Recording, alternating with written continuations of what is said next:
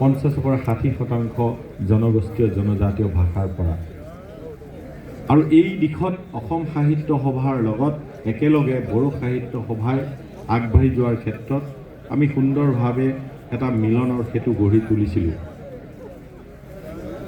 তাৎক্ষণিকভাৱে তেখেত গুচি গ'ল। আমি আচলতে ভাবিবই পৰা নাই যে তেখেতৰ মৃত্যু হোৱা খবৰটো সকলোৰে কাৰণে চমকিত কৰি তুলিছে। তেখেতৰ গা অলপ ভাল নাছিলে, দেহ অসুখ আছিল, কিন্তু আমি ভবা নাছিলোঁ যে তেখেতে ইমান সোনকালে আমাক কন্দুৱাই থৈ গুচি যাব। সিদিনা 1 জানুৱাৰী 2026 1 জানুৱাৰীৰ দিনা গুৱাহাটীৰ ভগৱতী প্ৰসাদ বৰুৱা ভৱনৰ বাকৰিত আমি এটা অনুষ্ঠান আয়োজন কৰিছিলোঁ। বাকৰি সেই অনুষ্ঠানটো আছিলে কবিতা, ঘাঁহনিত কবিতা। কিন্তু ঘাঁহনি আমাৰ দীঘলী পুখুৰীৰ পাৰত সদায় হৈ থকা এটি পুৰণি অনুষ্ঠান, কিন্তু ঘাঁহনিবোৰ নোহোৱা হৈ গ'ল কনষ্ট্ৰাকশ্যন চলি থকাৰ কাৰণে। গতিকে আমি ভগৱতী প্ৰসাদ বৰুৱা ভৱনৰ বাকৰিত সেই অনুষ্ঠানটো পাতিছিলোঁ।